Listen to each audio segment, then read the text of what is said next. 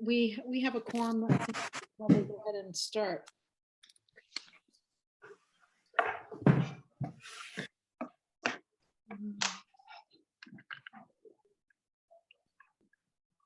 Okay. I'm going to assume that Megan's going to tag in when she comes. And I think we should get going. Everybody okay with that if we start? Yes. Okay. All right. I'm going to call to order the Boylston Regional School District Committee meeting at 6:31 on Monday, November 1st, 2021. This meeting is an extension of the October 26th school committee meeting and provides time for subcommittee updates and time for the committee to deliberate on a couple of initiatives and its goals for this year. Since it was originally going to be a short meeting, we set it up as a Zoom meeting. It's since extended a little bit, but I figured we'd just stay with the Zoom.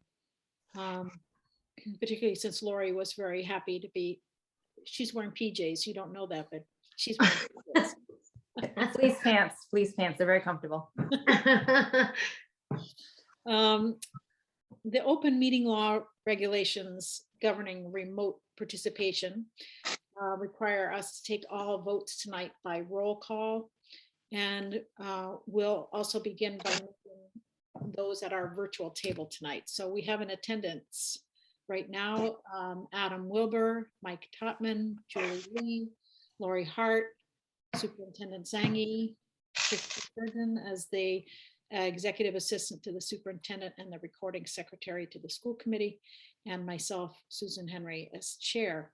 And we expect Megan Grill to tag in at some point here, so we'll record when she arrives.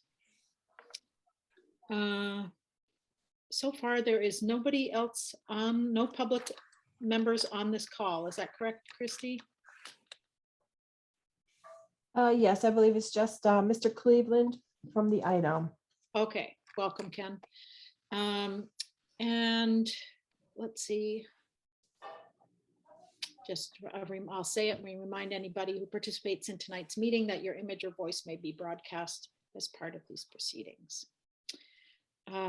So we'll open up with public comments, and that sounds like it's just you, Ken, if you would like to say anything. Raise your hand and we will call on you. But otherwise, it looks like it's pretty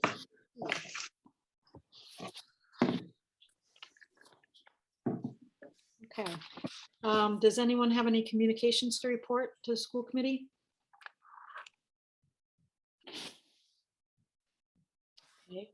I just want to make note that the MASC and the Massachusetts School Superintendents Conference is this week, Wednesday to Friday. And to my knowledge, I know Julie's signed on, I'm signed on. Adam, are you attending? Yes, and I think Megan is also attending. So for those, is any, Mike or Lori, are you going at all? I actually just talked to Julie today and I was going to look into it. I didn't realize, I don't know how I missed it, but I don't know if it's too late to tag in, but it's definitely something I'd be interested in. Yeah, I don't know either. It's all remote participation, so you wouldn't think it would be too late, but I'm not I'll sure. check with Dorothy. Yeah. So those of us who are going, I just want us to think about what we can bring back and share back to the committee in some form, whether it's even a little written report or handouts and a little description about what was of value or what's something that you think the committee should think about from that conference. And to share your agendas with others who are going in case we want to go to some of the same meetings or we want to hear about meetings we couldn't go to, sessions we couldn't go to. So do think about how to coordinate among us and how to share back to the committee anything that might be pertinent to things we're working on. Jeff, I had written, but I don't think you understood the question when you replied. You were going to be presenting at this conference, weren't you? Carol and I were going to present, but we're not anymore. Sort of a long story, but we got squeezed out by Blackstone Millville, who's doing the same kind of work. Okay. I'll explain it tomorrow. So okay, Yeah. All right, that's fine. I just wanted to check. All right, so the first item on the agenda is to follow up on initial discussion we had from our September governance workshop, where we briefly discussed the kind of school committee we wanted to see and the agreements that we might want to put in place to achieve that kind of a school committee, how we'll interact together, how we'll work together. And at that time, Mike graciously volunteered to take on drafting the protocols for the group, which is always the hardest work, to put the first words on the page. And I placed in the shared drive his current draft, as well as some other materials that were consulted or informed in some way, looking at the draft, including existing protocols and policies, and feedback from Dorothy Presser, who's our field director at MASC. So our task now is, through discussion, to arrive at protocols that we all agree reflect our commitments as a group, and that we agree both individually and collectively that we'll strive to uphold in our interactions as a school committee. I've listed this as a first read because this is the first time the committee is responding to the draft, seeing the draft. And I believe we should take the time we need to arrive at protocols that we all can sign on to and uphold. So in terms of process, please consider whether you're able to work alone or with another committee member on any revisions that might be suggested tonight to bring back to the committee, either in a week or December 14th, whatever you can manage. Because basically, by spreading that work across the committee and not having Mike carry all of it to the finish line, more of us will contribute, and we're more likely to uphold and become really familiar with those protocols if we kind of all contribute to it over its development. So think about that as the discussion goes on. And Christy, I'm going to ask if you would please take some detailed notes on this section of the discussion, because people who take on revision can consult those notes to guide the revision process. I've set about 15 minutes for this portion of the meeting. We want to make sure to hear from everyone at the table, including Jeff, as he's part of our processes at the school committee table. And again, thank you, Mike, for doing the hardest work, putting the ideas to the page. So before we open for discussion, is there anything you want to add to that, Mike? No, I took some comments from Dorothy when we sent them to her, and I incorporated some of them. But yeah, open for anybody to make any comments. All right. So why don't we start with just some overarching comments and big picture comments about the protocols, and then we can look at each of the three main sections, or if you have any clarifying questions before we start. Some point of information on this right off the top. For me, I want to make sure I'm looking at the right document. I'm looking at one that ends V2.102821. Is that correct? Yes. And second question is, if we considered, or is Mike considered, where this document may conflict or agree with other existing policies? Or is this meant to become a policy, or is it kind of in addition to the policies we have? Do you want to speak to that, Mike? Or Sure. Susan put some supporting documents out there in the drive. Some of them are older protocols from previous committees, maybe. yeah. I was under the impression that these would become the protocols for this committee. Okay. Yes. So there's one policy document that is on the books. And I forget which one that is. I don't have it open in front of me. And there's one set of protocols that's in our school committee handbook. Okay. And so those are the current protocols. These, whatever we adopt as protocols, would replace those.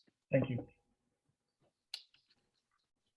Any other clarifying questions or background you need?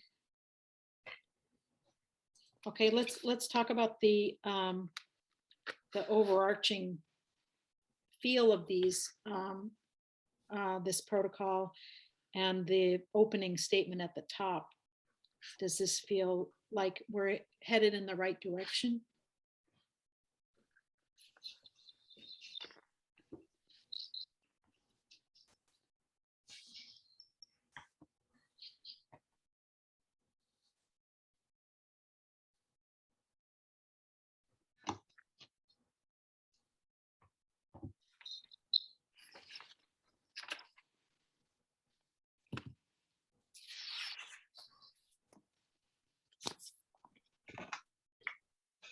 And let me just remind you from the MASC materials that the protocols cover this kind of content. They're meant to specify a bit about how we will do business together, how members will treat each other in discourse, how they'll communicate, how they'll improve, the limits of their power or the distinctions in their power, like between the school committee and the superintendent's office. And what happens when things go wrong, how you learn and correct course. Those are the categories that were described in the MASC handout, and they're intended to help us function productively as a committee, have agreements for how we're going to interact. All right, no comments on the overarching point. Let's go into one of the first sections then. The first statement there is support the educational welfare of all students. And there are 2 items listed there. Any response to those? Do those feel like the right? Well, first is the heading, the right heading, support the educational welfare of all students. Is that an appropriate goal at the top?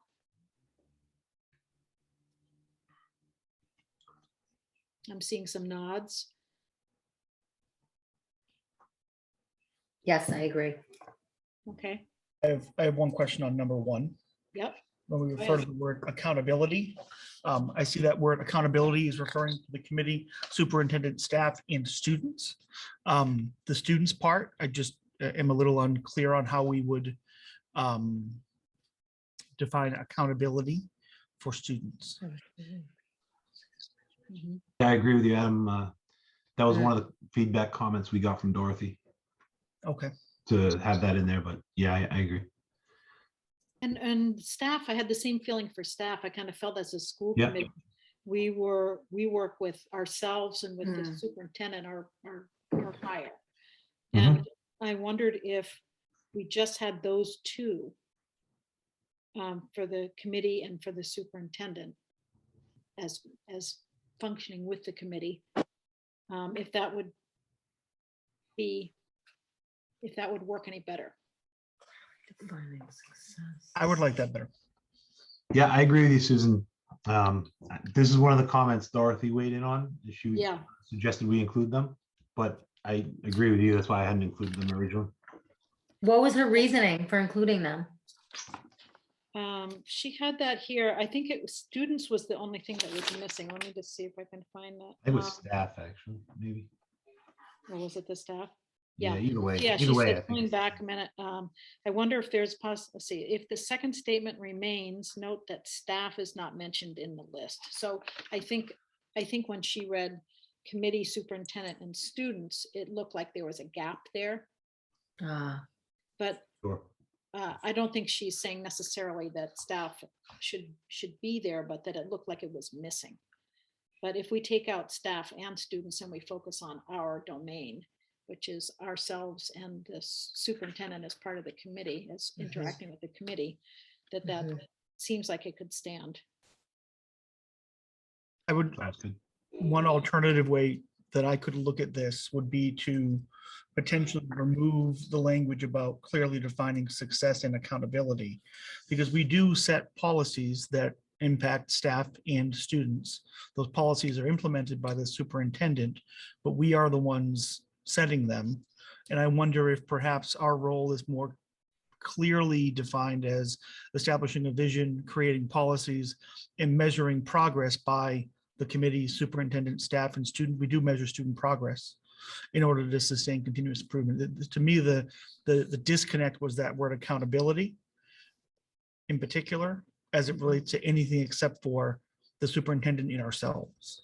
So I think you could go two ways with it. And I don't feel strongly about either one. Were you thinking something in particular when you included the word accountability, Mike? This was copied from one of the examples Dorothy gave us. Okay, and so it made sense to you. Hi, Megan. So it made sense to you in this context. Yeah. Basically, if we're going to establish vision and create policies, we should measure them and say what we're going to measure. The accountability piece. Well, yeah, so you're saying like if your vision, you would break that vision down into something more concrete to know if you're headed, if you're actually making progress toward the vision, like a district improvement plan and goals. No, if you're going to measure progress by clearly defining something, I just thought success and accountability would be a good thing to clearly define. Maybe accountability metrics, I should have said, maybe. I would potentially suggest we could use just the word measuring progress towards goals for the committee, superintendent, staff, and students.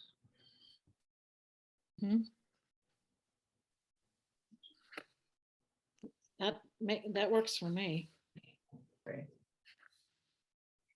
Megan or Lori or Megan just got in here. We're talking about the, hi Megan, we're talking about the protocols V2 that Mike uploaded. Lori and Julie, do you have any comments about that? Taking out the reference to success and accountability and just saying measuring vision, creating policies and measuring progress toward goals for. I like it because it defines it. I like the defining success and accountability because those are two very important things, but it gives a tangible. So are you saying to keep success and accountability in there? No, I liked it originally, but I like Adam's suggestion better because it's more precise. Okay. Okay. Let's move on to the second bullet. Second item there, the committee shall set the policies with input from superintendent. Superintendent is charged with carrying out the policies. I would just add to that and day-to-day operations. He's charged with also carrying out the day-to-day operations. It's not just policy.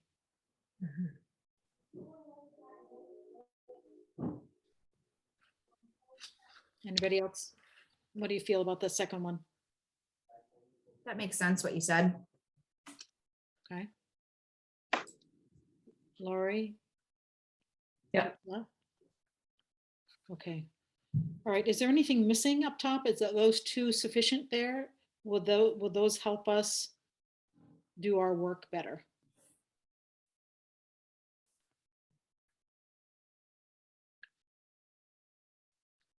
I think they do a good job of defining our role. Okay. With respect to supporting the educational welfare of students. Do we, if we want to define our role, do we want to include any mention of budget or hiring and evaluating the superintendent? Those are two other core categories for the school committee.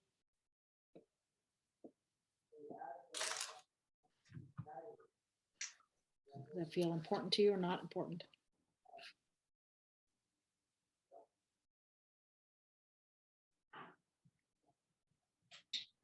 Isn't role different than protocol? I don't know. What, say more? I don't think we need that. I think, Okay. I guess I just think the less said, the better, more general. Okay, all right. So let's go on to the second section. So in some ways, it's more general, yes, and in other ways, we need to have enough guidance that we know whether we're upholding this protocol or not. Like it has to be specific enough that we can identify, like, yes, we're doing that, or no, we're not doing that. right, in order to uphold these. So we have to have a certain amount of concrete language there that we can form those judgments. So the second section is about engaging in respectful dialogue and debate. Let's take the first one. Mhm.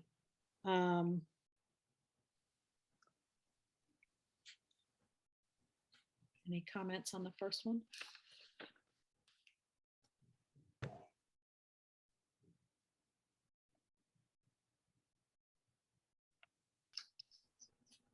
You look like you're nodding.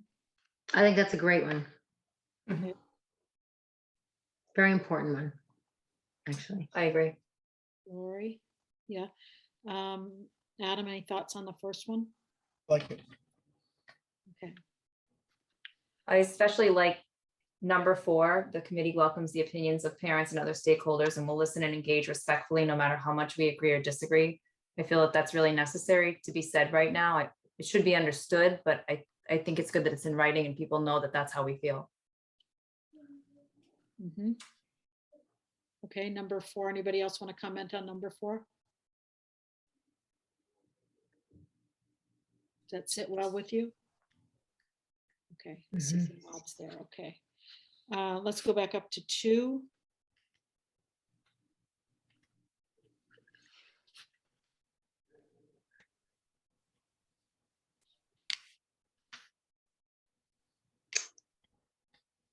Definitely.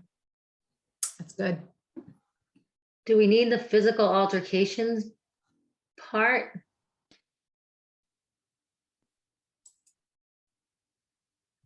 I would hope that nobody's going to be. You never know. physically assault I think it's anyone. important, Okay. yeah.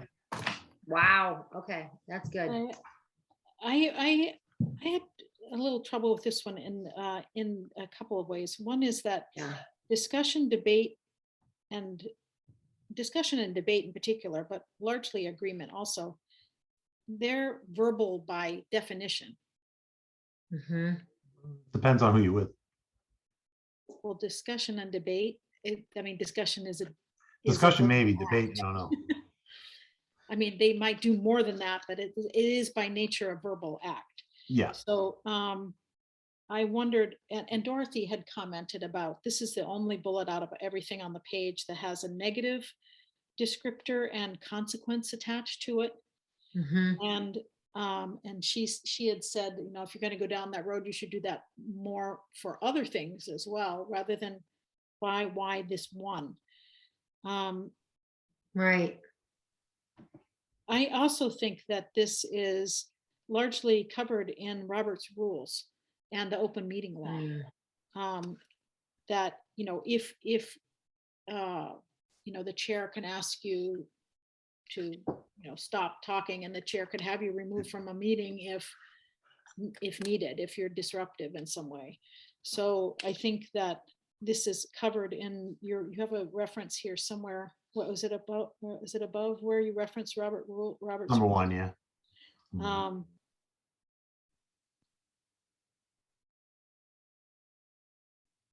Right, right. And so that's actually addressed in Robert's rules. Mm.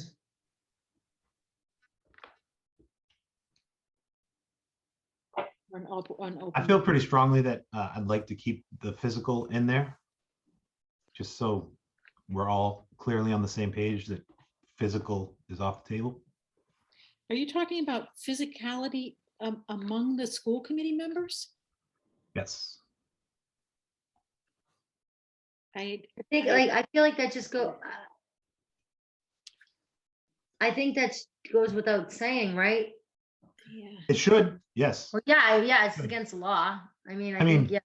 Personally, I think all of these should go without saying, but we're gonna do them, so we're gonna do Well, them. yeah, but that's a law.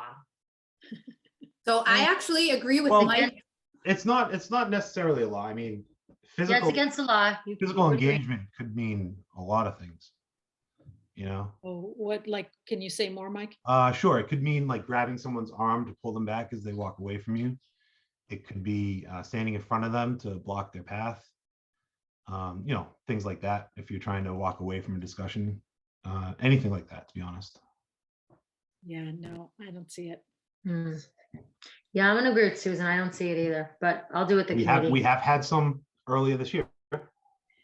Yeah.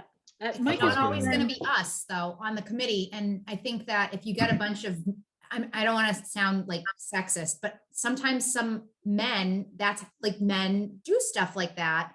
And I think, I can see where Mike is coming from. I mean, I sometimes see the news and I see things that happen in other school committees and I'm like, oh my God, how would that happen? I don't think it would ever happen with this group of people, but we don't know who's gonna get elected in. And Yeah. but I don't know. I mean, I I can think- see I how this think would that's- happen in I today's day think and age. that's based on that description, wildly open for interpretation.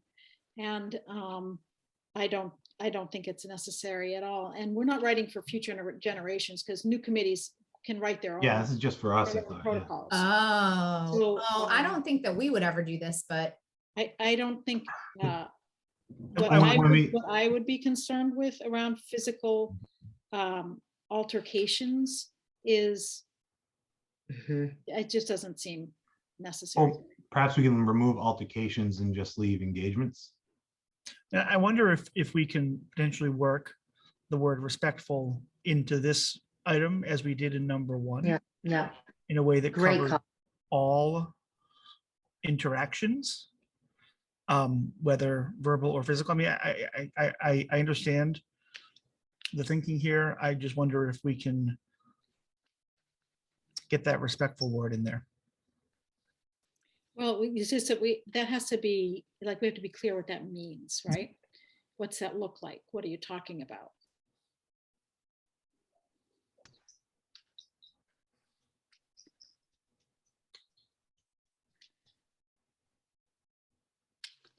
You know, I don't think I like number 2 at all. it might be redundant, like you guys kind of said it, if it's Yeah. covered. Some of it's in Robert's rules and I definitely can see where Mike is coming from. Again, like I said, I can't see it with this group of people from what I know, but I thought that these would follow forward with new committees. I didn't think every committee would rewrite their own protocols, but Well, they may not, they may adopt previous. they may adopt it, protocols, yeah. They're not, committed to them. Yep, no, I get it, but yeah, it might be redundant. It might be covered in the Roberts rules and maybe the less. Right. Okay, I think we're just flag that one as having some discussion about it, not unanimous on this one. Let's move on to 3. The committee encourages debate, should seek differing points of view while keeping an open mind. Facts. I'm fine with that. Mhm. Seeing nods. Adam, you okay with that one? Yeah, Julie? Yep. Okay, we said yes to 4. 5.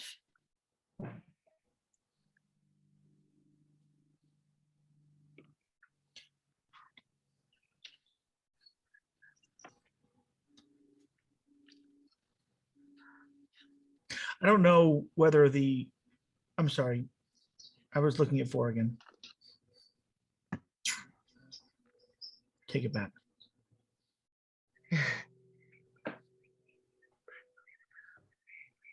Are you okay with number 4, Adam? Yes. Okay, so we're at 5, okay.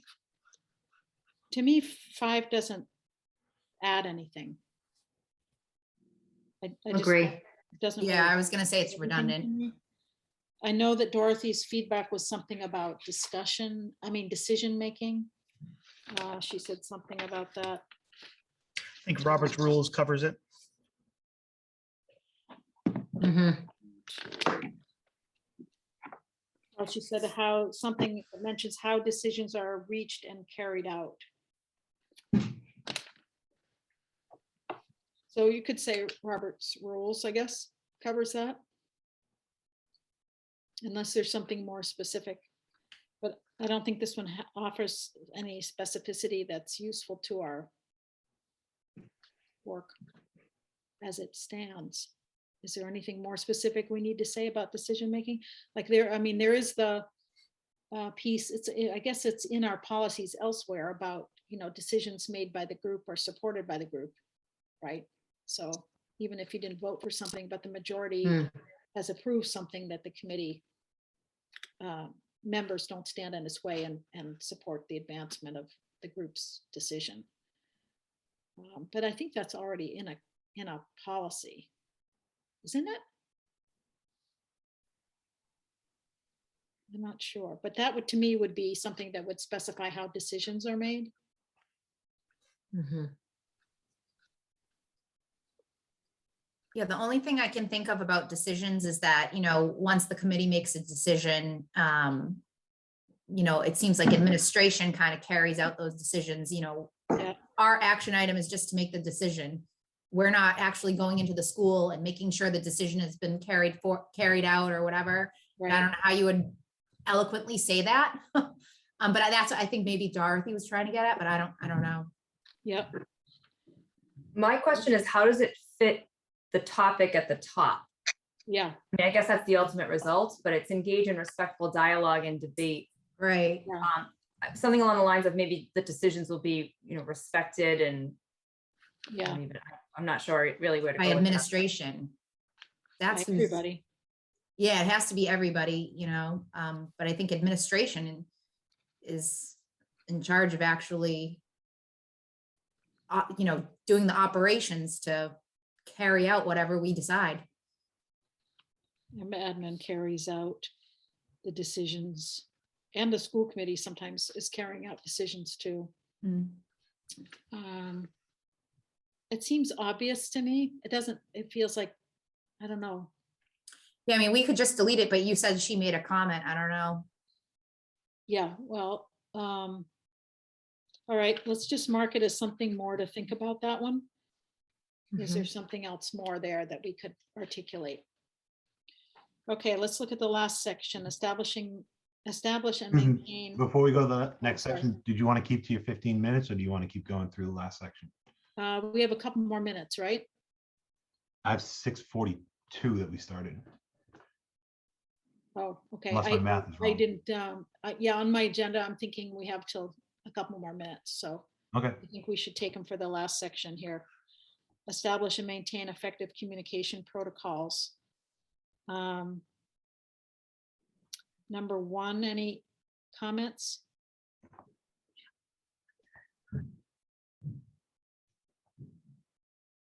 Good. Fair, yeah. My only question was, and Jeff, you can speak to this, whether you think it's useful. We've talked about channeling also comments through the chair to the superintendent so that they can be consolidated and conveyed in a way that's timely or efficient. And that's not in there. What do you think about that?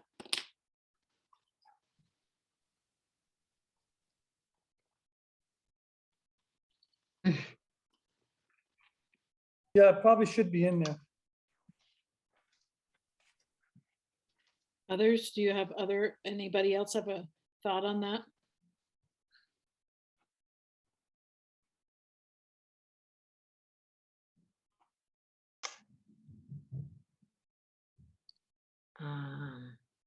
About channeling request for information through the chair and the superintendent, to the superintendent, and not directly to staff. Yeah, add the chair in there too. Adam, thoughts? My only thing on this one is there could be times when a member of the committee is seeking information from the superintendent through the chair. And when other committee members know that someone else is interested in a piece of information, maybe they themselves become interested in it as well. And thinking about the efficiency with which the information gets shared back with all of us once it's gotten, right? So to me, I have one kind of thought around transparency on this. The other one is around, how do we prevent the same question from being asked 5 different ways Yeah, if someone's already asked it and gotten an answer. yep.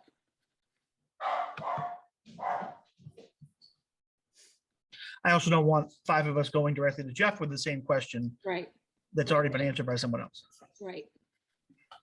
Right, that's why going through the chair can be helpful because it gets consolidated that way. But when you talk about transparency, what can you say more about? The information comes back out. So if, let's say, Mike has a question that he wants to pose to Jeff, he poses it through you to Jeff, you get the answer back.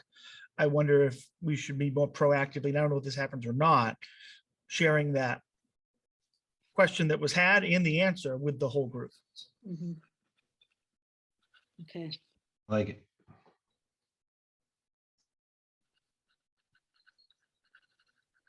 okay, so that can be worked into a revision to number 1. Right? Something about both those issues. I think channeling through the chair addresses the sort of the redundancy sort of issue, but the business of communicating all the questions and all the answers back to the committee is something that we can word something up around that. Yeah. Is that okay with everybody? Mhm. Yeah. Okay. Number 2, now this sounds a little more, a little closer to what you were just describing, Yeah. Adam. Yeah, I wonder if they could be combined in some way. Yeah, probably. And I'm thinking too, I'd like to see a stronger word than recognize, and whether it's encourage or support or something more doable. And information sharing between who? I wasn't quite clear whether we're talking about communications and updates among school committee members or between school committee members and the superintendent. Wasn't quite sure which direction these were going. I think a lot of this was covered last week with Jeff when we had that whole conversation around communication. I think a lot of this was actually covered there. It just became a protocol that we had written up here. So if you're aiming at committee chair and superintendent, the communication flow between those 3 points, is that right? Yeah, we discussed it a lot in the last meeting. Yeah. All right. So we have information to fuel some kind of sharpening of the numbers 1 and 2. Number 3, recognize that parents and students deserve timely and specific response to queries, and work to ensure the appropriate party is providing such. While the chair is a spokesperson for the committee, has agreed the committee and superintendent will work together on the proper messaging to be delivered by all.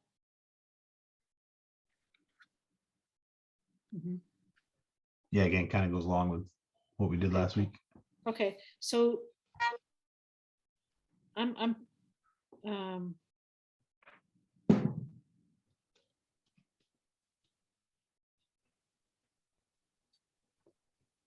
think that's seems okay to me. I think we could sharpen the first 2. So let me ask if there is somebody here who, or 2 of you, who would like to take a second pass on this, given the conversation tonight and the notes that Christie's taking or that you've taken yourself. Is there somebody who would like to take a second pass at this? Just a question there, Susan. As we were going through this here, I stopped myself from kind of just throwing some comment into the active Google Doc. Is it okay for us to just go in there and add some comments into what's there for others to, if Mike's going to own it or has. Actually, the problem with Google Docs is it's considered deliberation. Okay. So it would be better to like send comments to whoever takes this on. Okay. Directly. Do we have a volunteer? And I can update it if you want. I've got some notes. If anybody wants to get together with me, set up a mini subcommittee. yeah, we won't call it a subcommittee because then you'd have to post all the meetings and minutes and everything. All right. But we can, Working group. yeah, task. I was gonna Um, kind of create my own copy of this, Mike, and just comment on it, and I can send it to you. Perfect. We really should have somebody else. Mike shouldn't carry this whole document to the end because then it's not spread out. Yeah, no, I'll definitely work with someone. That's fine.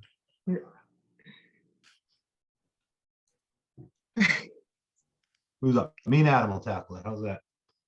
Yeah, that's I'm great. hearing you. Adam, do you want to work on Thanks, it? guys. Sure. All right. All Adam right, thank and you. Mike, thank you very much. Thank you, Adam. Oh, anytime. If you would just let me know whether you think you can turn it around quickly enough to have it in a shared drive for next Friday, or whether you're gonna want to wait till the December meeting, By Friday, today's Monday. Yeah, probably. probably for next week. Awesome. Okay, great. Thank you very much. All right, let's move on. Mike, you're on the floor again. So we're going to go to policy subcommittee update. Yeah. So we got most of the votes tonight are on the financial policies that you guys had for first read the last meeting in September, I think, or early October. We work closely with Bob on those to get them updated. Most are either in line with what MASC has to say, current state law, or just our general business practices in regard to finances and budget. So if anybody has any questions, Bob's comments, I believe, are out there in the doc as well. Do you want to make any comment on the LBB partnerships with other schools policy that's up for first read? Yeah, sorry, I thought that was another separate point. Yeah, so we do have a first read policy on the vocational schools. So the issue is Berlin already has this agreement in place, but Boylston doesn't, where Jeff can correct me if I'm wrong, but if a student wants to go to a vocational school and they choose whatever vocational school they go to, the district is responsible for paying for tuition, but can sometimes be different tuitions depending on the school they go to. If we have a preferred school, which would be Assabet in the document there, the superintendent would have more leeway in making decisions about those tuition payments. It's transportation, I think, is. Transportation is involved as well, the cost for transportation, yeah. Jeff, do you want to add anything there?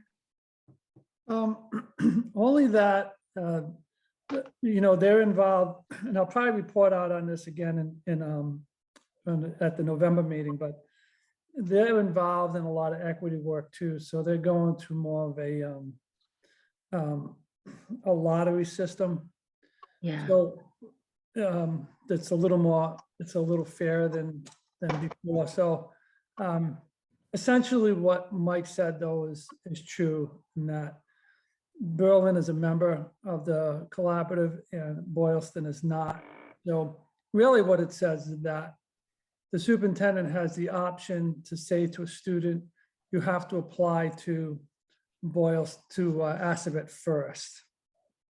And the chances of them getting in are less than if you were a Berlin resident, but essentially at the very least, the superintendent can say, that's where you got to look first, because otherwise they can apply any place they want in the state.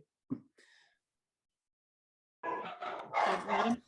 Yeah, so I have a question on this one, and I don't want to open up a long debate on this tonight, but what you said there, Jeff, about Berlin being a member of the, I forget the term you used, association. Collaborative, right? But Boylston not. Does this policy change that? And second of all, if not, how would we or another group in Boylston go about changing that? Being a member? Yeah. Well, you really can't anymore. I mean, Okay. they would have to accept you, and they're not accepting members. And plus, it's a costly proposition because if you just become a member, one, you have to pay, and then two, you're on the hook for anything they do there. So right now, if they did some renovations at the vocational school, Berlin would own some of that. Okay. Boylston does not. So But is that a town level thing, not a school committee level thing? The fact that Berlin is and Boylston isn't to start with? At some point, the town made a decision to become a member. Okay, Back when we were separate committees. Correct. Yeah. Yeah, interesting thing. But they're not accepting members now, you're saying? New They are members? not. Okay, No. And they would Alright. have to agree, and the other members of the collaborative would have to agree that, that Boylston would become a member anyway. And so that's unlikely too, because they like to keep it smaller. So the closest we could get is a policy. okay. so we will vote on the D, the finance policies from section D of the policy manual tonight. And you still have a question, opportunities for more questions before we vote on the LBB policy and on November 9th. I don't have access to this policy review section D. Does it say request access? No, it's like, it's not dark, it's light. Okay. Oh, I can request access. Yep, I just Okay, did it. do that. Yeah, I'm sorry, that shouldn't happen. Sorry, I should have done it before. I It's didn't okay. know. Okay. That's all right. We're going to move on. Lori, a superintendent evaluation update, any information? Oh, you're off, you're mute. My computer just told me it was a little bit late. I went through the binder and I updated everything. Next week, I will actually give you the binders. And I actually wanted to thank Susan because I don't think I've said this before. Susan actually created the binder and it's extensive. And there are lots of pieces in there that don't necessarily make sense if you haven't done the evaluation before, but they're incredibly handy. When I give it to you, I will have updated. Dorothy Presser had given us the new draft rubric indicator for superintendent evaluation. It looked like this. I went through that and I actually tagged Jeff's goals to each of the standards that applied. So as we go through and Jeff starts to present progress that he's made on his goals and update us, we can go and look at the rubric and get a feel for whether he's meeting those standards or not. The piece that I'm working on right now that will finish the binder is actually the evaluation piece. And it's it's what you will fill out at the end of the year for Jeff. And it's more of a formatting issue. But I wanted to thank Susan for creating the binder because I'm trying to fill her shoes for the past 2 years. I've been her protege and it's a lot of work and it's actually it's a lot of work for me, but nothing compared to what it was for her to create it. I'm just trying to do the good job that she did. But as we move along with the evaluation, if anybody has any questions, there will be a training on it. It Right. seems overwhelming. I remember the first time Susan handed me the binder. I was telling Julie today, I was like, oh no, I don't think I'm cut out for this job. I don't even understand this. So if you feel like that, it's okay. It will all make sense and it will all fall together. But we are following along with the timeline and we're meeting where we're supposed to be. So more information to come on that next week. Yeah, it is kind of weird the first time you go through it, for sure, but we will help you get there. Absolutely. Okay, election subcommittee update. And I'm going to start off on this one because I need to appoint a district clerk for elections.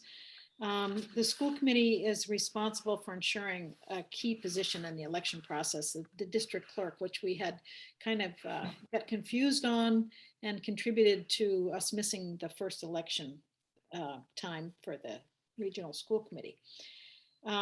This person, the district clerk, has specific responsibilities, which you'll see in the election timeline that Adam's going to talk about. We discussed this role in the election subcommittee, and we agreed that it may be best to situate this position within the election subcommittee itself, because that's the group that is already keeping a close eye on everything election.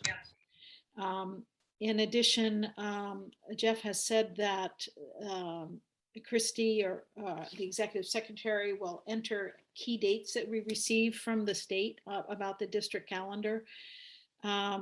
And will help provide reminders of important deadlines to the district clerk, as well as the election subcommittee itself. So we're all a little nervous about getting this right this year, not missing any deadlines where we have to communicate with the state. So we're kind of putting all forces on making sure that this is carried through. In addition, I'd like to relieve Julie of the school committee secretary position, who graciously took it on a short-term basis. But I want to make sure, reassure her she has not been saddled with that forever. What I'd like to do is combine the school committee secretary role with the district clerk role. And Adam has agreed to take that on this year with our support from the election subcommittee and from Christie's reminders.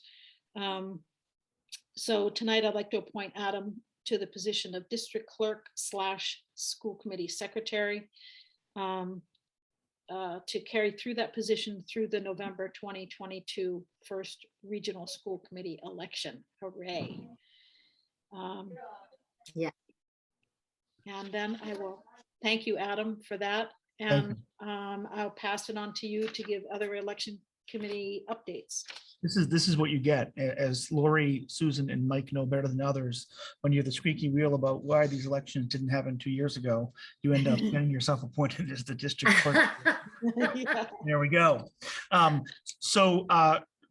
Thank you, guys. And so Susan and Mike and I have met twice now to talk through any number of items around the election. And Susan has put together a detailed timeline of when certain things are going to happen and some of the coordination that has to occur between the committee and the towns and the town clerks. And so after reading through what's a pretty extensive and at times difficult to follow lengthy timeline, I suggested we come up with something that's on one page that will be effective for both us as incumbents, as well as other members of the community who either may want to run themselves or who are just interested in understanding when they're going to be able to vote in a school committee election, together for people to see. So the first slide of what is there is around the timeline. And as we looked at it, and as I thought about it, there's essentially 3 phases that are going to go on between now and the election on November 8th, 2022. The first one is the community engagement phase. That's where we are now, where Susan's going to be going to, along with, I believe, Lori and Megan, to the town clerks and the selectmen to present on this. We're No, also just Lori and me. I don't want to panic Megan. Oh, okay. It's like, what? I was like, okay.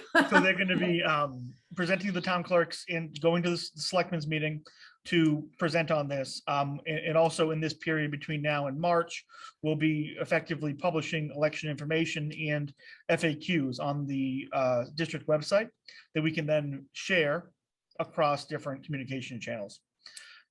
We also have in here that sometime in this period, probably early 2022, for us to potentially host some kind of public forum as the entire committee, to allow those who might be interested in serving on the committee to come ask us questions about serving on the committee. And so likely trying to schedule sometime in the first quarter a time for us to take questions from people who may be interested in running for one of the seats or just in knowing what's going on.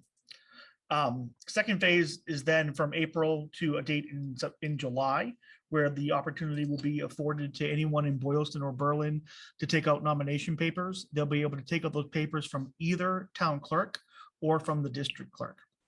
And so I would tell you that most people who come to the district clerk are going to be referred to try to go to the town clerk, but I will have some at my home as well, should someone need to get them off hours. And then the third piece is the campaign and election phase. So as people take out and return their papers, they become candidates. They'll be able to campaign for the seats on the school committee right up until the election scheduled on November 8th, followed by the 6 newly elected candidates taking office on the 9th. Any questions on the timeline? This might be a stupid question, but can you, No, that's do you fine. nominate do you nominate yourself? You're going to have to take out nomination papers and collect a certain number of signatures. Don't quote me on how many that is, but Okay. Megan, you are going to have to get signatures from both Boylston and Berlin. You'll have a So minimum. any candidate that wants to run a Berlin one or a Boylston, you have to get X number of signatures from each town, and that's your nomination paperwork. Correct. Yeah, actually, my understanding is that you don't have to get signatures from both towns. Okay. Last I understood this, you have to have a certain number of signatures to get on the ballot. So you may end up getting all those signatures in your own town. That may not serve you well. It depends how you campaign, because you want both towns to get to know you, because both towns will be voting for you, no matter which town you're from. Correct. So if you collect signatures in Berlin, you need to take out papers from the Berlin town clerk. And Or from if- the district clerk. or it could be from the district clerk, but it needs to be noted that it gets turned into Berlin, because only the Berlin town clerk can certify signatures from Berlin. And then if you are getting signatures from Boylston, you have to turn those into the Boylston town clerk, who can only certify names from Boylston. So there's some persnickety stuff in there if you're collecting from both towns, but you could technically collect your signatures in one town, but just make sure you're fully campaigning in both towns. It's a great frequently asked question that we'll have to make sure is on our sheet of frequently asked Yeah. questions. Yeah, I think that'll come up a lot. it's a hard one to get clear. Okay, any other questions about progress? Lori and I will report back about our visits with the selectmen and Boylston and Berlin in November. Susan, I was just going to comment on the FAQs real quick. Yeah. On top of that, and that is that you'll see on the second slide, there is a list of FAQs. We're looking to create a set of questions that we think are most likely to be asked either by candidates or members of the public. If you have additional questions you want to see added to that list, send them over to me and we will get them added. And then the subcommittee of Susan, Mike, and I are going to take a first shot at answering those questions. And then once we have answers drafted, we're going to bring them to the full committee to review and approve. So if you think there are questions you have that aren't on that FAQ page, we'll add them. And then we will come up with answers to them and be able to get everyone understanding. And the real point of both of these documents is that we as members of the school committee will have somewhere to point people when they have questions for us about dates, about process, rather because it's complicated. And I'd rather have us be able to point someone to the actual written approved version of these answers as opposed to us trying to answer them on the fly. Yeah. I'd just like to make a comment, Adam. I think this is incredibly, awesome is really the word, because these are really important questions that unless people attend meetings wouldn't necessarily know the answer to. And I love the idea of people being able to ask what's involved in the job, because I think once we all showed up for it, we were like, wow, this is a little different than I thought when I first signed up for it. Not that it's bad, but it's different. I really like this a lot because I think this really goes with the communication piece. And as someone who received your emails about the election, you are definitely the man for this job, because just the way you think and the way it's a compliment. You were very, very nice in your communications and you asked some really important questions, and this is your wheelhouse. So I'm grateful that you are stepping up and doing this, because I think it will be done well. So thank you. Thank you. Okay. All right. Are we ready to move on? All right, so school committee goals.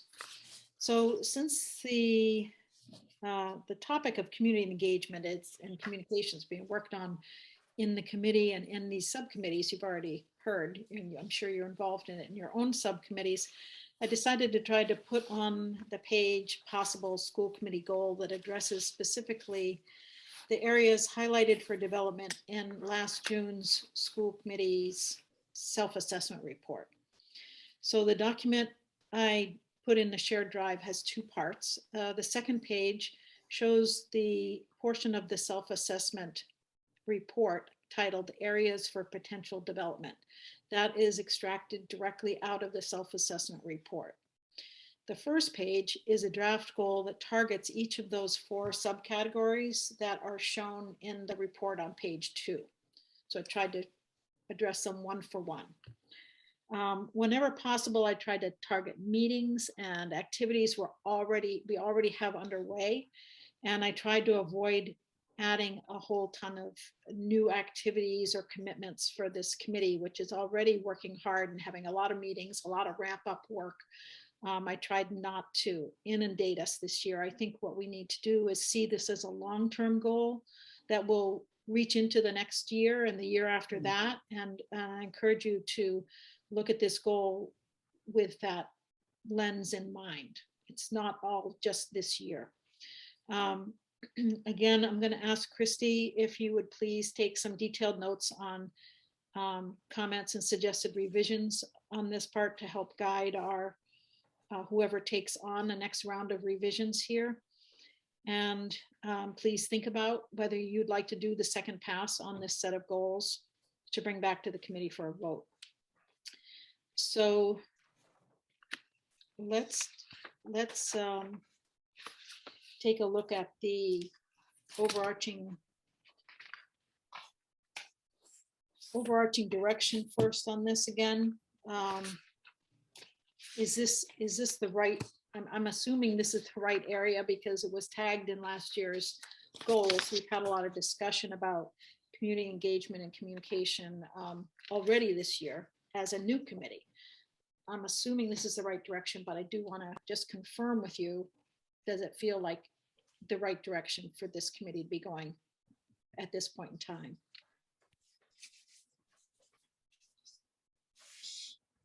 I think so. That's a yes for Adam. Yeah. Lori's nodding. Yeah. Megan's Yes. nodding. Mike, yes, okay. All right, so let's take, I broke it out by the sections that were in the report.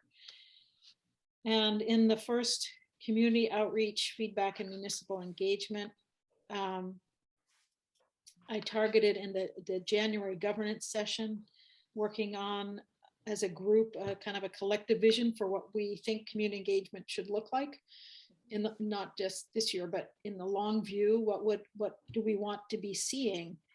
And if we define that well enough, it should be able to guide a lot of work from that point out. So the first item is to draft that vision with Dorothy's guidance in the January governance meeting. And the second bullet is to have some discussion again at the January meeting around a couple of policies that we feel are either limiting or restricting our reach for that vision. And then policy subcommittee will take feedback from that meeting to work on some revisions to those policies and bring them back to the committee before April sometime for the committee to discuss and vote on.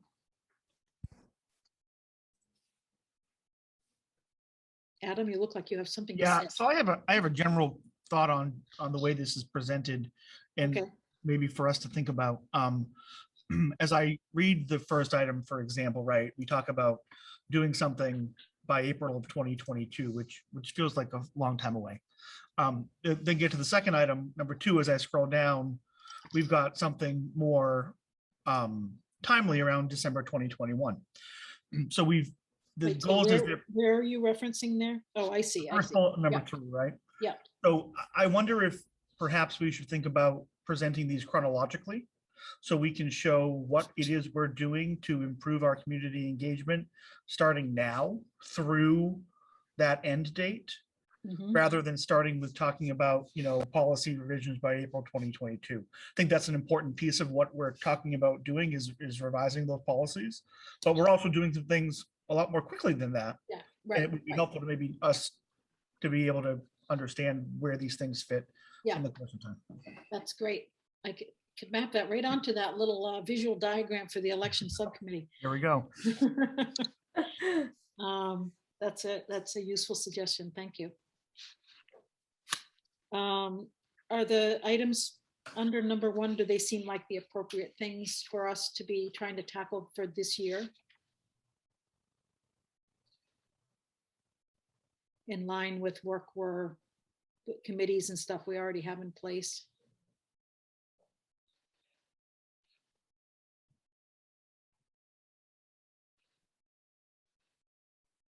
Okay, Lori's nodding. I think so. Yeah. All right, without objection, then I'll keep going. So the second one has to do with the election subcommittee, which Adam really just went over. The thing here is that election subcommittee will bring those outreach strategies and tools, documents and so on to the committee for approval. And then we'll enact those strategies. They'll be charged by the committee to enact those strategies.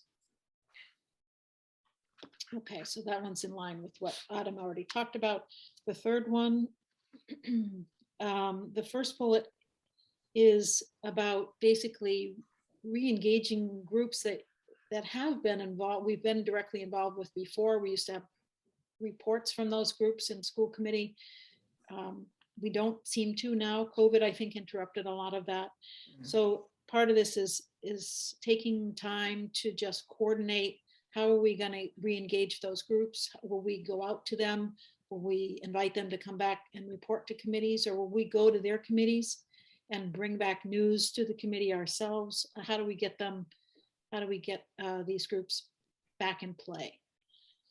The second bullet is to work in collaboration with the superintendent to host at least 2 community feedback forums. And I included in that potentially surveys as a way to get broad feedback, not necessarily face-to-face forums, but some kind of means for getting broad feedback. They could be coffee talk sessions, which the selectmen do in Berlin pretty regularly, which are informal kinds of sessions. So we can decide what we want those to look like.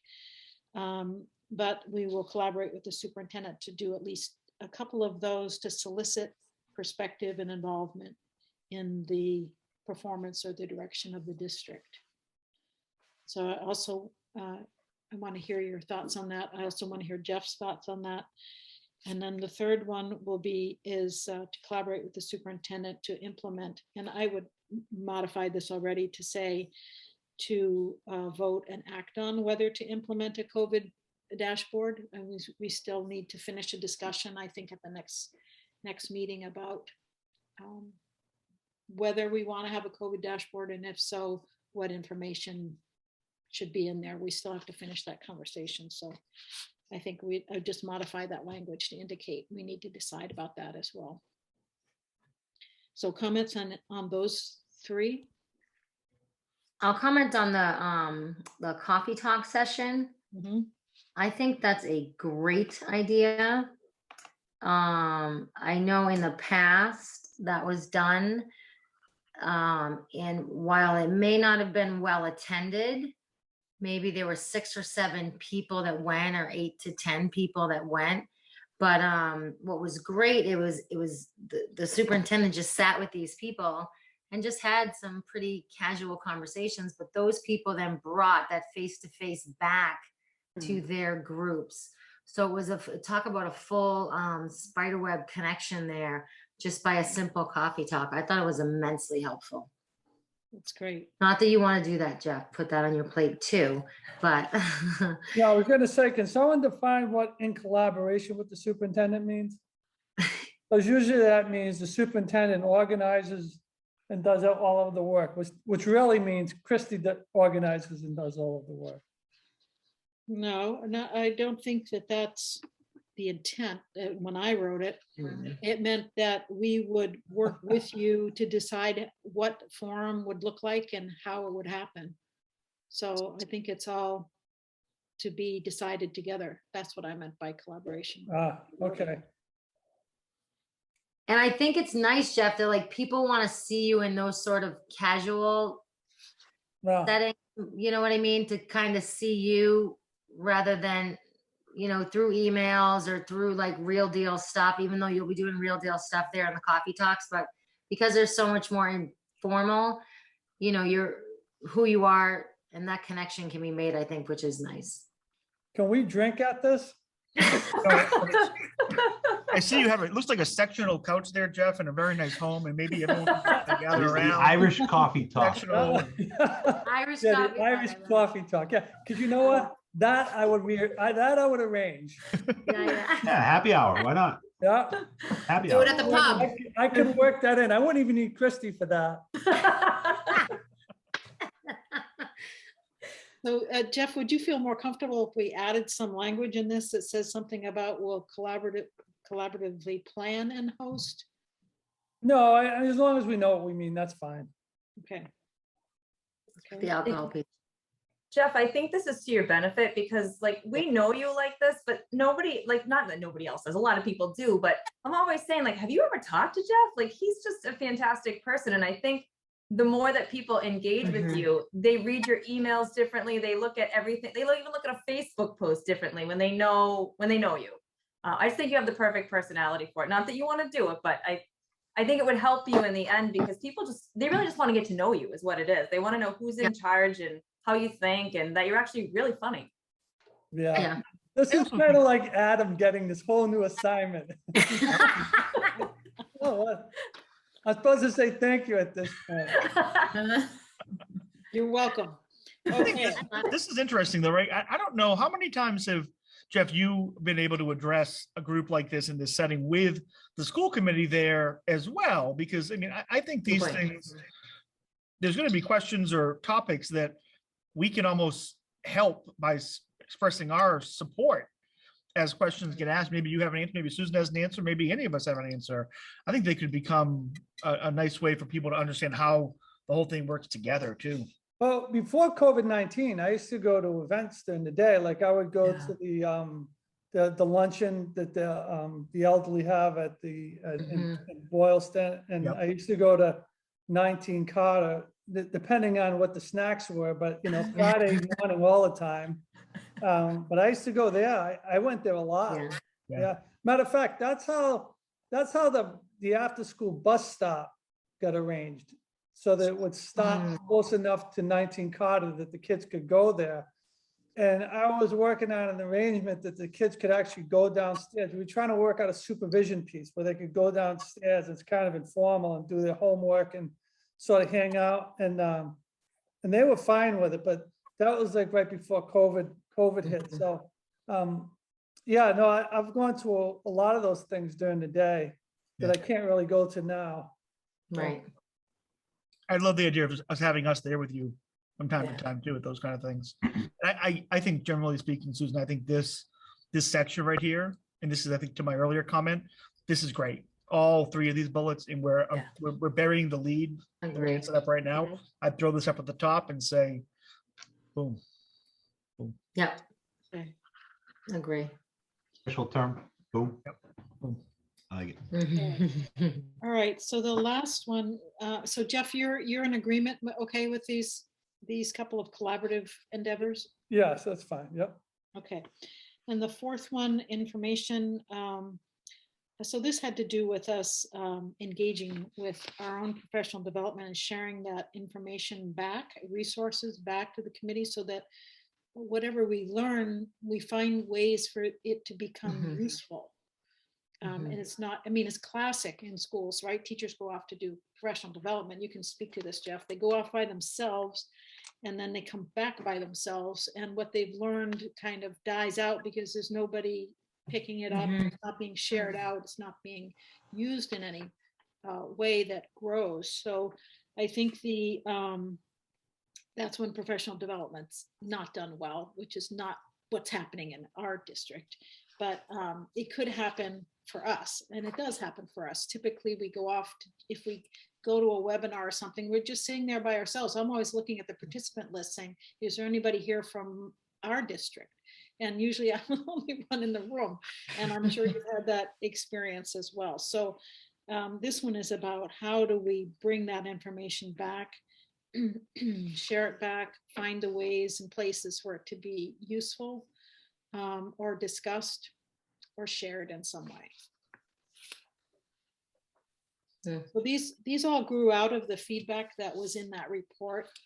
And I think one open question is, do we want to do all of these this year? Are these the right pieces this year? Do we want to trim any of these back? If I were to trim something, I'd trim number 4 because it feels like homework. I don't like doing homework. But at the same time, you know, I think we are going to professional development and we're often using district funds to support that for ourselves, such as the conference. So I think it's reasonable for us to, at least at the end of the year, evaluate whether that professional development benefited the district or the committee as a whole. I just don't love the part about in writing. Oh, yeah, that's an optional. That's, Yeah. says verbally Still feels like- and or in writing. I like the comment, and maybe we can put this in there. I guess it's not phrased quite like this in the self-assessment, Laura, you can correct me, but to evaluate whether the committee's PD, it has been useful to the committee. Mhm. Yeah, I also think, and I don't know if you would add this in, but maybe like the sharing of materials. So where if you go in their handouts and things like that, if those were to be shared, that would be helpful without being a whole bunch of extra work where we're all already busy with, subcommittees and things like that. Yeah, and that's what I meant when I referred to resources gained.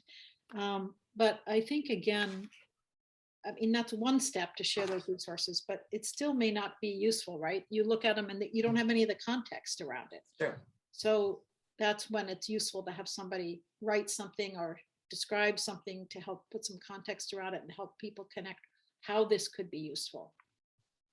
So it doesn't just land at a file. Right. Mhm. I guess that would be what, probably more of a presentation than if it was a short one. These are the key points that we took away. Yeah, right. Because Exactly. I would never want anyone not to want to go because they knew they'd have homework Right, afterwards. like having to write a book report. right. So that one we can work on some language on that a little bit. Mhm. It sounds to me, I'm not hearing any substantive changes to this. I think we have this idea of putting these chronologically in a sort of a story flow here. Mhm. Did I miss anything? Was there anything else substantive that you would change on this? So since that's just a sort of editorial change, I'm happy to go ahead and make these revisions unless somebody else wants to do it. That's great. Thank you. All right. So I'll do the second pass and I'll bring this back for a vote on November 9th. Okay. So now we're on to our last item. Too many papers on my desk here. So Mike has submitted a proposal for discussion and a vote tonight. If the committee is not ready to vote tonight, someone could make a motion to table it until a later meeting. But the intent was, I believe, from Mike to get some committee action on this. I uploaded some materials to the drive, background materials. I'm Mhm. sure people have read their own news sources on the topic that Mike is putting on the table as well. But I did seek some legal guidance or input today, and I sent you an email noting that that was added to the drive as well. So I think I'll just pass this over to Mike to walk us through and to make a motion when you feel it's the time to do that. Sure. So the background in there, the document titled NSBA Letter and Apology Proposed Committee Statement is the document that I wrote and then put out there. Basically, if you have seen this or not, it's been in the news several different places. I tried to keep the news opinion slant out of this as much as possible because it can go either way depending on what your feelings are, and just stick to facts of what happened. Basically, the National School Board Association, which we are a part of and pay money to through MASC, put out a letter earlier in the month to the president asking, among other things, for certain events that have happened around school committee meetings nationally to be investigated by federal authorities, possibly classifying it as domestic terrorism. And so when I saw that, I thought, I immediately thought, are we involved in this group at all? So I asked Susan. Susan reached out to Dorothy. Dorothy came back with a message from their executive director, I believe he is, Glenn Kuchar. And it's in there, it's in the document. Their response there is on page 2. of the document. They basically said, although they're part of the National Federation, it speaks for itself and they weren't consulted on the letter. I figured if we're talking about goals around community engagement, trying to get parents involved, community involved in our meetings, of course, not everybody's going to always agree, but if they don't agree, regardless of how forcefully they don't agree or do agree, that we would never use this type of language toward them. The board of directors for the NSBA actually came out last week, or the date is in the document here, or maybe 2 weeks ago now, actually apologizing for this letter that was sent out for using this language. And so I just thought if we were going to have all these goals around community engagement, reaching out to our parents and other folks in towns, we should let them know that we don't plan to use this type of language with them, calling them domestic terrorists. So I wrote a draft statement here that we could put out to the community. If you want me to read it, I'll read it. If I should make this the motion, I would have the motion to accept this statement and send it out to different organizations, media, newspapers. I think Ken is on the call here. So the statement reads, the Berlin-Boylston Regional School Committee would like to recognize that on September 29, 2021, the National School Boards Association wrote a letter to the Honorable Joseph R. Biden, President of the United States. The letter, which is included below, asked in part that certain events surrounding school board meetings and parent interactions that they deemed as threats be classified as, in quotes from their letter, the equivalent to a form of domestic terrorism and hate crimes, end quote. The letter asked that federal law enforcement become involved in these cases, including the Department of Homeland Security and U.S. Secret Service. We also recognize that on October 22nd, 2021, the National School Boards Association Board of Directors issued an apology for the letter stating that, in quotes, there was no justification for some of the language included in the letter, end quotes.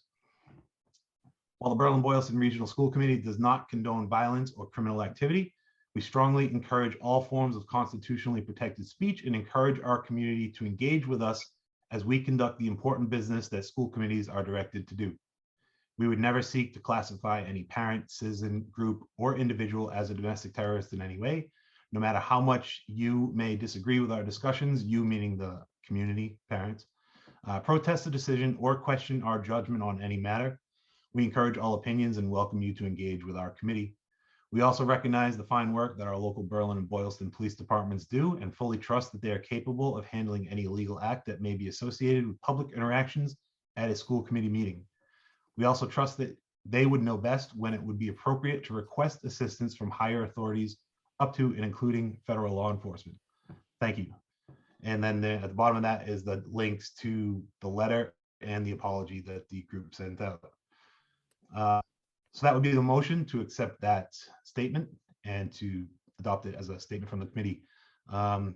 Thanks, Jeff, for giving me that idea to make it a statement. I wanted to discuss it in some way, and I think making it a statement would be a fine way to do that. So open for any discussion, I guess, at this point. Point of order. Is there a motion being made at this point, or are we talking about the potential making of a motion? Mike, do you want to make a motion? Yep, I'll make that motion. That's the motion. The motion is to accept this statement and as the statement of our committee. I'll second that motion. I would like to make just one small change, which was brought up before, where it says in the second to last paragraph, no matter how much you may disagree, we could probably find a better word for that to no matter how much the community or maybe the community or anybody has another suggestion Community for members. Community members, sure. Yeah. And then we encourage all opinions and welcome you. I would maybe say we encourage all opinions and welcome anyone to engage with our community. Question probably for the chair.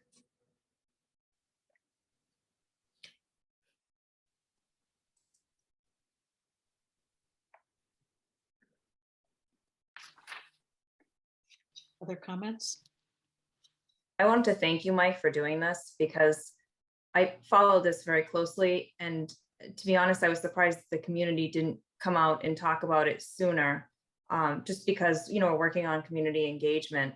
I know that we're all school committee members, but I know personally, I was really upset when I heard about it because we're supposed to represent, the children and the town and all the people, and we can't do that without the input from people. And anything that squishes them down and makes them feel like they can't be heard is a detriment to the people we're representing. So I appreciate Jeff's idea to make a statement about it. And I appreciate your putting it together and doing all the legwork and feeling so strongly about it, just because I think it sends a very important message that we're here, we care, and we don't have to be in agreement. You can still have your opinion heard without worrying about an investigation.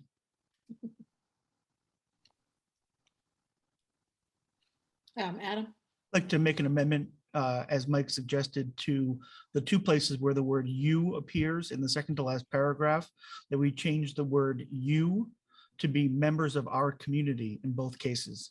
So it would then read, starting with, "We would never seek to classify any parent, citizen group, or individual as a domestic terrorist in any way, no matter how much members of our community may disagree with our discussions, protest a decision, or question our judgment on any matter.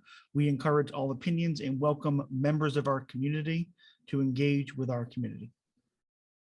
I like So in that. both cases, change it to members of our community. Our committee. Community. Community. Community. If I The could, last line there, to engage with our committee, Yeah, I'm just changing the word "you," both Yeah, places where the okay. word "you" appears. members of our community, yeah. Correct. That's my Okay. motion. So we have an amendment to vote on first. So is there a second to, Jeff's looking to make a statement, I think, or a comment. yeah, but we have to first have established whether there's a second for that amendment. Yes, I Yeah. second that. Okay, now discussion. Jeff, do you have comment on that I amendment? I was just gonna make just a comment on what Adam said on the amendment, that maybe you could even make it more specific to say the BBRSD community.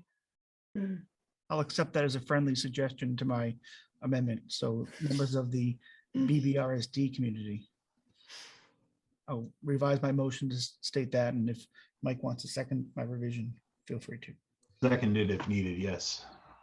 Seconded. Members of our BBRSD community or the BBRS? Our BBS, our BBRSD. I would say the, but I would say the That's fine. BBRSD community. Okay. Mhm. So Adam, that's okay with you, members of Yes. the BBRSD community in both places and substitute for you. So we have that motion and we have it seconded. Any other comments on the amendment? So we need to do a roll call vote on accepting that language change that Adam just said, to substitute the two references to "you," strike that and add members of the BBRSD community. So if you vote yes on this, you're voting to accept just that language change. Okay, so let's go down the list. Mike, Yes. Megan, Yes. Adam, Yes. Lori, Yes. Julie, Yes. and me is, I'm yes as well. Okay, so now we have the statement as it stands with the amended language. Any other discussion on this statement? Adam? I'll just commend Mike for how well it's written. Yeah, agree. Thank you. I think it's necessary. Yeah.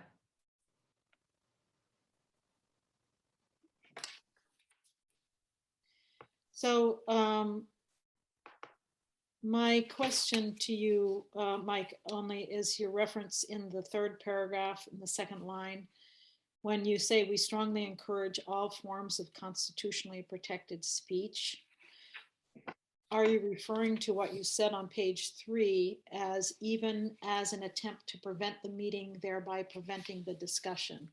Are you including that? No, only anything that would be constitutionally protected. So you're not making that argument in that top paragraph there on page 3 that that's constitutionally protected? Not in this, no, not in the statement. So the whole document is 4 pages. Some of it was just, like a report, I guess, if you want, or a directive, some background maybe. I didn't know, I tried to include all the additional documentation that you put in the drive. I just sort of referenced it here. So that was more opinion. As far as the statement goes, the motion that we're making for the statement, it's only as it is written there. Okay. So I just want to ask people if they had a chance to look at Russ's feedback that I sent earlier. Adam's got a nod. It's titled NSBA Legal Input. And I just want to review it. One is he says the committee can legally vote on resolutions and position statements. We've certainly seen that from other committees. However, I do not generally recommend doing so. I have seen situations where once a committee voted on one resolution, the committee was bombarded with additional resolutions on a number of topics. It becomes hard to say no to additional causes when you have previously agreed to one or more. So I think what he's describing there is some kind of a slippery slope where the committee may have to contend with more position statements and have to spend more committee time discussing whether it's necessary to make a statement, whether it's important to make a statement, which ones will you make statements on, which ones won't. So he's giving us a caution. He says you need simply a majority vote in order to support any particular resolution. So the statement needs only 4 people to vote for it. I personally would want to see it unanimously supported.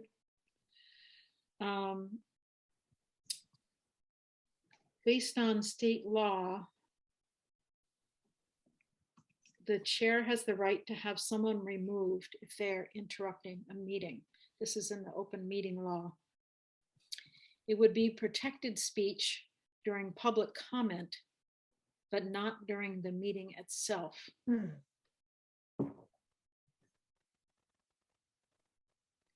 So that has bearing, I think, on that reference What to reference is that? constitutionally protected speech. I'm not sure I follow. His comment or my comment? When you say, I don't know how this applies to the statement.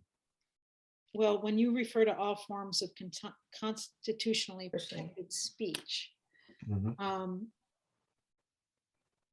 so So if speech is not allowed during the meeting itself by law, that probably wouldn't be constitutionally protected. If what you're As saying is by law, is that what you're saying? as I understand this, I mean, we're reading the same text here. As I understand this, that according to this open meeting law, the chair has the right to remove someone if they are interrupting a meeting. It would, so protesting public meetings, even as an attempt to prevent the meeting, thereby preventing discussion, would be considered protected speech during the public comment piece of the meeting, but not during the meeting itself, because the chair has the right to ask that person to not make comments or to leave the meeting if they're being disruptive, according to the law. Lori? Susan, could you add that in as a caveat there? Could you say, we strongly encourage all forms of constitutionally protected speech during public comment? Mhm. I mean, I don't know if that fixes it or not, because I don't know if it's necessary. then you don't think it's necessary, Adam? I think, Susan, you're referring to the commentary in the first 3 pages. We're just voting on the particular statement, though. They're Well- 2 separate things. I'm not sure where it fits. I see what you're saying. We encourage constitutionally protected speech if we don't, then we don't, but if we do, we do. Well, except you're equating them in your statement here. You're equating this reference to constitutionally protected speech to your reference on the previous page, protesting. No, not in the public statement. meetings. No, not in the statement. I'm not sure I follow. In your presentation here in this document. Yeah. That was, what, an opinion? Well, we're just talking about the statement itself, the motions for the statement on Well, page 4. so I guess I would say that whatever you're referring to there as all forms of constitutionally protected speech. Actually, constitutionally, did I type that wrong in that question? I hope it's correct here, right? Yeah. Constitutionally, whatever you're referring to as all forms of constitutionally protected speech. I'm not exactly sure then what you're referring to if you're not referring to what you described on page 3. What do you think you're referring to there? Because it sounded on page 3 like Anything that would be also- protected by the Constitution of the United States. Point of order, I'm not page sure I 3 is follow where you're relevant going. to the motion on the table. The motion on the table is only related to page 4. As read as the motion states. Well, I see it as tied to page 3. I mean, are there certain types of constitutionally protected speech you'd like to exclude? Do you want, should that be an Yes, amendment? I mean, according to state law, you're not allowed to disrupt a meeting and you may be asked to leave but on page 3, you're saying that's acceptable. So We're voting don't on the know statement on when you page say 4 only. all forms of constitutionally protected speech, you also mean speech that disrupts a meeting. No, that would not be protected in this case. Because it's against the law, right? Right. So disrupting a meeting would not be protected, and so therefore. If it's not supported. protected, then No, no. nor would it be allowed by Robert's rules. If someone Okay. tries to interrupt the meeting and doesn't have the floor of the meeting, you can call them out of order and you can kick them out of the meeting. Okay, Yeah. so I just wanted to be clear about what that meant.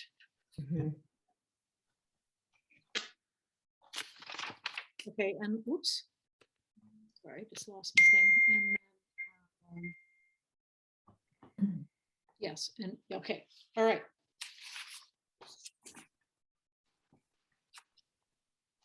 Anybody else? So pretty much Russ is saying he doesn't think this is a good idea. Is that the gist of his email? Or he's not saying he's, a proponent of making a lot of position statements from a committee because he thinks it opens the door for just getting slogged down with a lot of I mean, positions. is this really a position statement? We're just kind of saying, Yeah, don't be afraid to, I don't know. Yeah, Yeah, that's Russ what he said. uses the word causes. I don't think this is a cause. I think it's just saying, if you disagree with us, we're not going to call you a domestic terrorist. We welcome debate legally. right, I understand the intent. Yeah. I feel like this is one of those times where we're in uncharted territory because of just where the world is. And so I know it's unfamiliar and it seems odd, but I happen to think it's really necessary because people don't know where we stand. And we're underneath this umbrella of the NSBA. I think it's important personally, and this is just my opinion, I think it's important that we separate ourselves from that. Because I'm not sure that we're going to get the opportunity to do that. And unless we say it, people just assume that we're okay with it if we don't say anything. But that's a personal feeling. I want to check in with Julie. I haven't heard you weigh in on anything, I don't think. No, I'm just listening. Am I on mute? No, Yeah. I'm done. Yeah. No, I mean, I agree with Lori on that. I think a statement needs to be made. I think the language is tricky. But I think it's something that needs to be put out to the public for sure.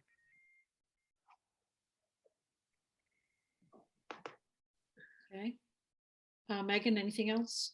Yeah, I just feel like you never know. I mean, if there's one thing I've learned in the past 2 months, it's just, I can't predict anything, what people are going to do, how people are going to feel, what people are going to say. It's So I get where the apprehension is, but at the same time, I think it's well intentioned, and I do think it's necessary. I think, in my head, I can't see where somebody from the community would turn this as a negative.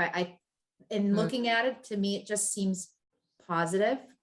But again, maybe that's just my simple mind, not reading into all this. So I mean, I think it's good. I'm on board. I guess one question that I have is, during school committee meetings, we have currently a policy that you have public comment. You don't have discussion. You don't have debate with the community during school committee meetings. The forum for this would be more in the new kinds of forums we're talking about in the school committee goal, which would be Q&A sessions, chats, coffee chats, Q&A sessions, that kind of thing, where there's more interaction between the committee and the public. So one thing I don't want to give the impression of is that, and I don't know exactly how to do that, is that, are we inviting in this, are we suggesting that if you come to the school committee, you're going to be able to discuss and debate things with the school committee? I don't read that in there. Yeah, I know. I mean, Susan, It's I don't no know if different you- than if we send an email out to, someone emails us and says, yeah, thank you for your feedback. We welcome your feedback and Jeff will be in touch, or, we're not saying we're changing the rules of our meetings. We're just saying, don't be afraid to get in touch with us. Well, and this letter stemmed from simple school committee meetings where sometimes they only had 1 minute to speak. And that's why they wrote it, was because of the upset of the parents that were speaking, whether it was 1 or 3 minutes. There was no debate with the school committee. They were simply listening. I've watched a lot of those. It's the only reason why I happen to know. So that's why I understand your concerns, Susan, because you don't want to give the impression that we're going to be having debates or things like that. But this letter stems simply from public comment, not from any debating. It stems from public comment? It stems from the beginning of the meetings when parents would have the right to stand up and they'd have their allotted amount of time, and they were impassioned and they were upset. I remember one woman said, I'm coming for you. And I'm sure she meant like, we're coming for your job, not we're going to come and hunt you down. But the upset was the interpretation of the loose language, in that if you're threatened, what bears a threat, what bears someone's upset, what bears now the FBI is investigating you because you're upset about something that you feel passionate about. So it didn't come from like a town hall type situation. It simply came from a regular school committee, beginning with public comment. At least that's what I saw with my eyes when I watched them. Mm-hmm. And I didn't intend to get into any sort of debate about other meetings or what did or didn't happen. It was simply Right. a reaction to this letter that came out nationally, whether we agree with it or not. Because it is, I mean, Lori's right, but if we start getting into that conversation, then that starts getting into politics that we don't need to discuss. Just kind of sticking to the fact, a letter came out, language was used, and do we agree with that idea or not? Agreed. Okay. Any other comments? Are you ready to move the question?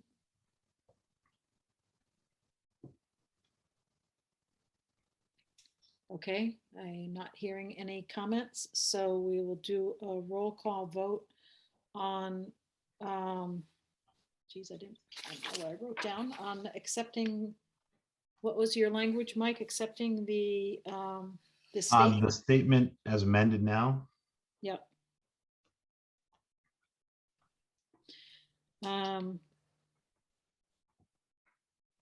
And so this does not involve how it will be disseminated. It's just accepting the statement, correct? That's how what I've seen. No, I believe in the motion that was sent out through local media, local pages. Uh, It's in the Well, motion. it's not on the statement page. No, that was in the motion. Okay, I need to hear that part again. Oh, here, Okay, I this- see, here it is. Okay. Yeah. I propose the following statement to be discussed and if approved, as is or as amended. So if approved, sent to local media, posted online and distributed in any way we may feel needed. So a question about that is by whom? That's not Christie's job. You're the spokesperson. I believe you could do it, or if you want to nominate someone to do it, I'm happy to do it. You say posted online, is it gonna just be on our website or are you talking Facebook? Our page, we don't necessarily have a Facebook that we post to. I mean, we can discuss that for sure. So I don't know if the original proposal that you made, maybe Christie, you have notes on this, was the original motion include this action once it was voted? Do you have that, Christie? Yes, Mike did mention to accept the statement and to disseminate it to media, website, except that's what I have, what media, website, etc. Okay, My notes. okay, thank you. So I assume that means the newspaper when you say media, the Clinton, like the Clinton item? Sure. I just want to make sure I know the extent to which we're. We can send it out to the Clinton item, Telegram, any local pages. We can put it on the district website, the committee website. We can send it to the towns if they want to put it out. What would you normally do if you were going to do a press announcement? I don't know, we don't usually do them. The item, the Telegram, district website. And the Committee committee website. page. What Sure. about Jeff's weekly letter? Yeah, that would be great. Just a link, I mean, I don't I've know, actually maybe, talked about doing a committee like once a month, maybe committee update through that. Mhm. Yeah. good idea. I think we'll tackle that at our January governance thing, but we could certainly include a link in the letter if Jeff thinks that's appropriate. Any comment on that, Jeff? No, if you want to put a school committee piece in there, that's fine. We'll just title another section. Okay. All right. So with that clarity, I wrote down all those sources there. And the chair is the public spokesperson, so I guess I would do that.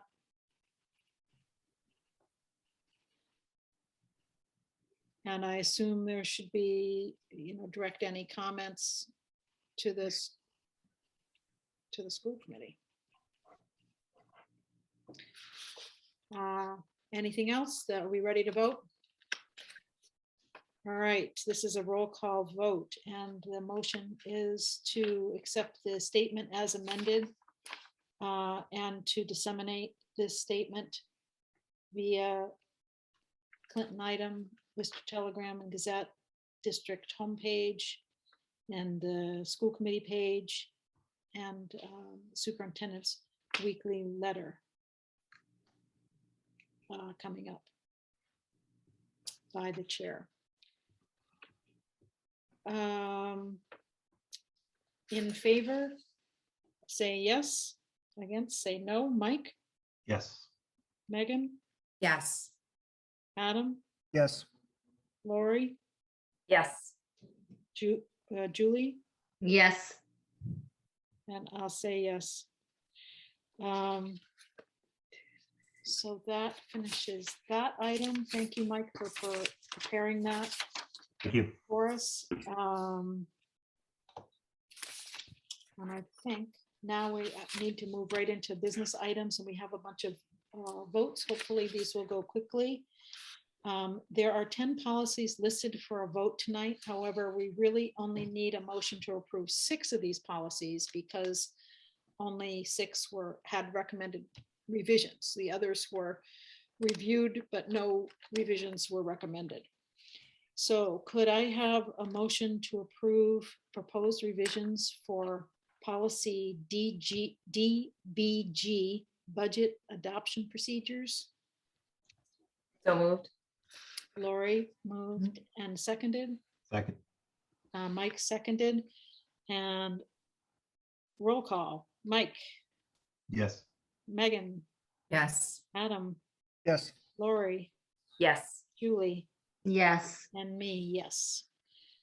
Could I have a motion to approve proposed revisions for policy DGA, authorized signatures? So moved. so moved. Yeah. Adam moved, seconded. Second, Julie seconded. Roll call. Mike, Yes. Megan, Yes. Adam, Yes. Lori, Yes. Julie, yes, and yes from me. Motion to approve policy DIE, regional school district audits. So moved. Lori, and a second. Second. second, Adam seconded. And roll call. Mike, Yes. Megan, Yes. Adam, Yes. Lori, Yes. Julie, yes, and yes from me. A motion to approve policy DJA, purchasing authority. so moved. Second. Sorry, Second. who said so moved? Julie? Yes, thank you. And Lori seconded? Second. Okay, roll call. Mike, Yes. Megan, Yes. Adam, Yes. Lori, Yes. Julie, Yes, and yes from me. Motion to approve proposed revisions for policy DKC, expense reimbursements. So moved. yeah, sorry, Lori seconded. Second. Adam. And roll call. Mike, Yes. Megan, Yes. Adam, Yes. Lori, Yes. Julie, yes, and yes for me. And the last one, motion to approve proposed revisions for policy DJE, procurement requirements. Moved. Mike said, Moved, yeah. moved, made the motion, seconded. second. Who was that? Sorry. Oh, Julie, Julie, sorry. no, it's okay, it's hard, you did great. And motions, and Adam's pointing at you, and I'm looking at him pointing. at You can't tell. It's just like the Brady Bunch. You can't tell. Mike, Yes. Megan, Yes. Adam, Yes. Lori, Yes. Julie, Yes, and me as a yes. So I am going to take a pause for a second because Russ is tagged into the meeting in case anybody had any questions about his legal advice. I know one thing, Russ, we talked about was your comment about sort of the slippery slope of making statements. And I wonder if you have any experience or something you might want to share with us about that. Yes, and actually, I just noticed my computer is about to die, so let me just put this. Been on too many Zoom calls today. Yeah, he's just coming on from another meeting, so. Oh, wow. no. It's been an all day I'm affair. What I will tell you is, so I used to serve on a school committee for 3 years, and I had a number of resolutions come up during that time. And what started to happen to us is we got, it just happened over and over again. And so then after we agreed to one, every group under the sun started coming to us saying, well, you need to vote on this, you need to vote on that. And then when we said no to something, it looked like we weren't supporting that group as opposed to. So I basically, as a committee member, came to the point where I just said, listen, from now on, sorry, I'm gonna plug this in. From now on, we're just not voting on these resolutions because it's taking away from the business at hand of a committee, which is dealing with educational issues, making sure the school system's functioning well, and that we're doing policy, budget, and the things we're really assigned to do. Okay. Because it did become kind of a distraction, because almost every resolution we got was somewhat controversial. They might have been good ideas, but there was always another side that would come in and and argue against it. And so we just got kind of trapped in this cycle of constant resolutions. And I know MASC at the time, when I was on the committee, was actually issuing some themselves. So that was also creating an issue because we were getting kind of, it just felt like we were getting into politics more than we were actually was necessary. So I always made it very clear. It's not that we don't, it's not that we disagree with this resolution. It's just, it's not really the role of the committee. I wasn't really elected to be weighing in on some of these things. You have plenty of people that were elected to weigh in on these things, but it really wasn't me as a committee member. Any reactions to that from this committee?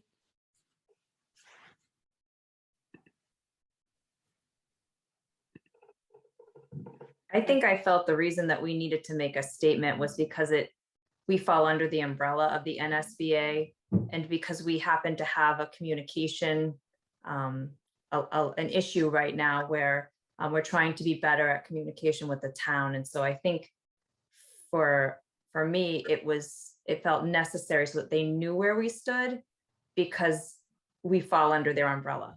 Yeah. Yeah, and it's not that it's not legal or that you can't do it. It's just there's kind of this unintended consequence. In MASC, I felt that way too. The first few I got, because it came from MASC, I was kind of like, well, I kind of probably should be looking at this. And then I realized this was just becoming like, it was snowballing into, well, out of this, we got this cause. It was almost like every meeting we had something. And then, did you ever develop a policy on school committee resolutions? No, we might just be one basically way. made it clear we weren't going to do it anymore. It could be one way that we limit the scope is to try to develop a policy around what kinds of things we'll take on or we'll consider. Yeah, you could do that. Okay. Did anybody else want to ask Russ any questions about the responses he provided in email while he's here tonight? I'm good. Okay. Thank you very much, Russ, for checking in. I appreciate that, and for your quick response today. You're welcome. All right. Good Have night, a good everybody. night. Thank you. Thank you. Okay, we're back to finish one more vote on item K. We need a motion to accept a $322.17 donation from the Clinton Savings Bank for books at Boylston Elementary School. So moved. Adam, so moved. Second, Second, Mike, and roll call. Mike, yes. Megan, Yes. Adam, Aye. Yes. Lori, Yes. Julie, Yes, and yes from me. The other three items on the list are first reads, and will get picked up again for a vote at our next meetings.